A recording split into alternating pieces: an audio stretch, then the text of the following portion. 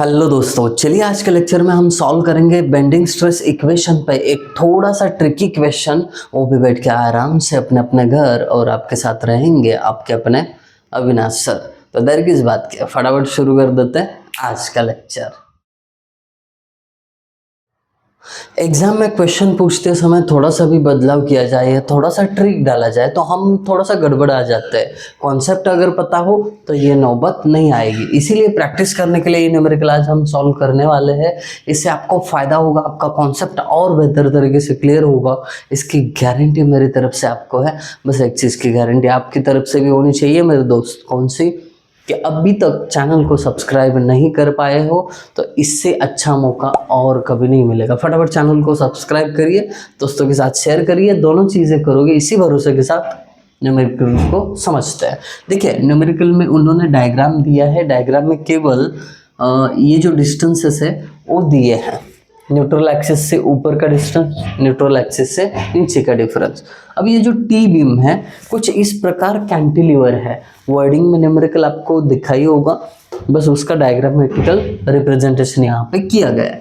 तो cantilever beam है, अब इसके ऊपर यूडीएल है, और बात यहीं पे ख़त्म नहीं होती, आगे जाके 10 किलो न्यूटन का फ्री एंड पे अपवर्ड फोर्स भी दिया है। तो ये सिचुएशन दी है। फिर उसके बाद बोलते हैं मोमेंट ऑफ इनर्शिया आपको दे दिया, हमने दे दिया, तो फाइंड आउट करिए इस बीम में मैक्सिमम टेंसाइल बेंडिंग स्ट्रेस और मैक्सिमम कॉम्प्रेसिव बेंडिंग स्ट्रेस। कोई बात नहीं, इसको फाइंड आउट करेंगे हम। तो अब बेंडिंग स्ट्रेस अगर हमने सुना ना, दिमाग में तुरंत क्लिक हो जाना चाहिए कि बेंडिंग स्ट्रेस इक्वेशन का यूज होगा। M/I is equal to sigma B/Y is equal to E/R।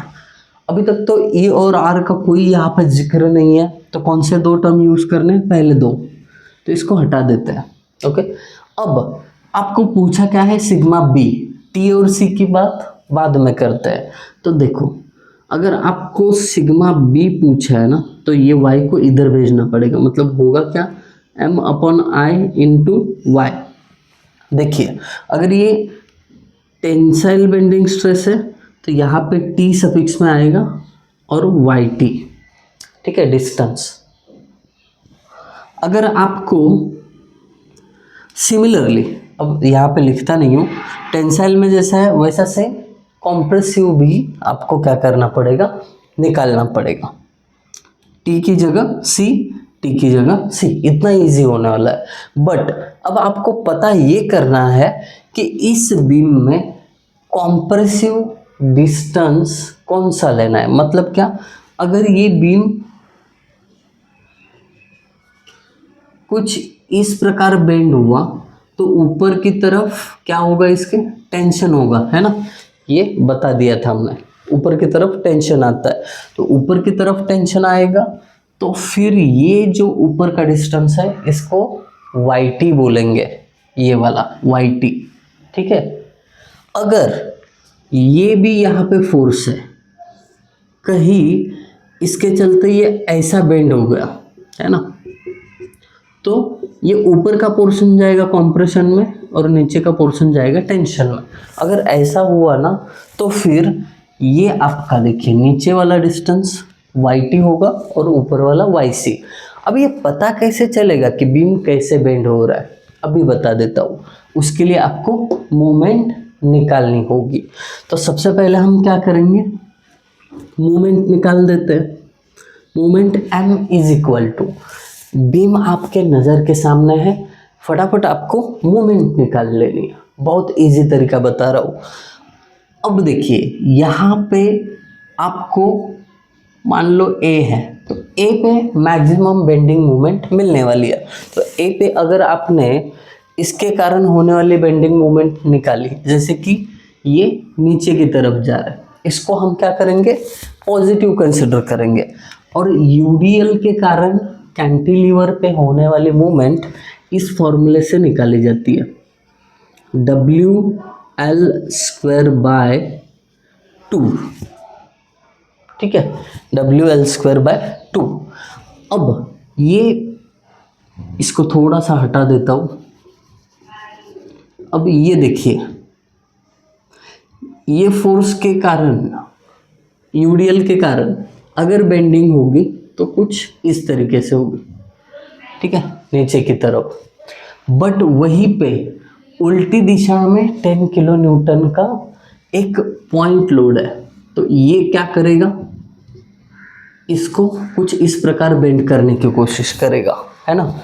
ये सपोर्ट है, ये बीम है, इसके कारण अगर मूवमेंट होगी तो अपवर्ड, यानी ये दूसरा केस ऊपर की तरफ बेंड होगा, तो ये कॉम्प्रेशन में, ये टेंशन में, और इधर ये कॉम्प्रेशन में, ये टेंशन में, है ना। अब देखते हैं हमने क्या किया, नीचे जाने वाले फोर्स के कारण होने वाली मूवमेंट प्लस ले ली है, तो अब ऊपर जाने वाला जो फोर्स है उसके कारण होने वाली मूवमेंट माइनस लेंगे। देखिए, फोर्स इनटू डिस्टेंस कितना है 6, इसको P इंटू एल लिखते हैं शुरुआत में।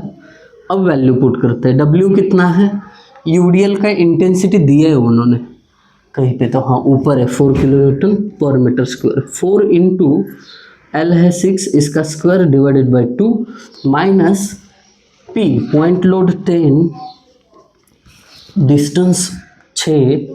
इसको थोड़ा समझाने में वक्त गया, बट कॉन्सेप्ट तो क्लियर हो रहा है, आपको समझ में आना चाहिए।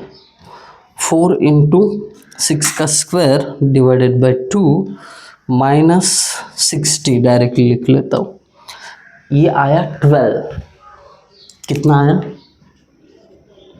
12 किलो न्यूटन मीटर मोमेंट। अब यहाँ पे ध्यान देखिए, यहाँ पे ये जो पहला मतलब यूडीएल के कारण होने वाली मूवमेंट ज़्यादा है, इसलिए आंसर प्लस में आया। मतलब यहाँ पे कैसा बेंडिंग होगा, ऐसा बेंडिंग होगा। यूडीएल के कारण होने वाली मूवमेंट जो है, चाहे तो थोड़ा अलग तरीके से लिखता हूँ, देखिए और समझने में इजी होगा। इसका सेपरेट कैलकुलेशन लिखता हूँ, 4 इंटू 6 का स्क्वायर डिवाइडेड बाय 2। ये देखिए, यूडीएल के कारण डाउनवर्ड होने वाले मूवमेंट 72 और इस पॉइंट लोड के कारण अपवर्ड होने वाली मूवमेंट 60 है। मतलब ओवरऑल देखा जाए तो बेंड नीचे की तरफ ही होना है बीम को, इसीलिए ऊपर का पोर्शन टेंशन में, यानी ये हो गया YT और ये हो गया YC। आई बात समझ में, बेंड नीचे की तरफ हो रहा है, इसके लिए ऊपर का पोर्शन टेंशन में, नीचे का पोर्शन कॉम्प्रेशन में, इसलिए ऊपर का जोन टेंसाइल जोन और उसका डिस्टेंस YT। इसी के साथ अपना जो मसला था कि कहाँ पे टेंशन कहाँ पे कॉम्प्रेशन, ये सुलझ गया। अब यहाँ पे टोटल ये 12 किलो न्यूटन मीटर, M का भी आंसर मिल गया, और जो मुझे चाहिए था वो YT और YC लिख दिया मैंने। अब देखिए, इस फॉर्मूले में केवल वैल्यू पुट करिए, sigma BT is equal to M कितना है 12, बट मेरे दोस्त ये किलो न्यूटन मीटर में है, तो इसको 12 इंटू 10⁶ न्यूटन mm करता हूँ। ये इसलिए करता हूँ क्योंकि I का वैल्यू mm में है और साथ में ही Y का भी वैल्यू mm में है, इसके लिए तो 12 इंटू 10⁶ डिवाइडेड बाय I का वैल्यू, ये देखिए 3997500, ठीक है, इनटू BT यानी YT यूज़ करना पड़ेगा 37.5, जो भी आंसर आएगा सिग्मा BT का होगा।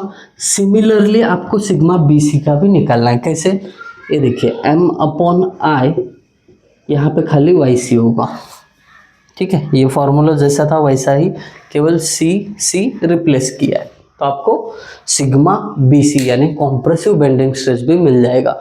आई होप आप सभी को एक चीज़ क्लियर हो गई होगी। थोड़ा सा ट्रिकी क्वेश्चन था, अगर आपको समझ में आया, आपको वीडियो अच्छा लगा है तो ज़रूर कमेंट करना।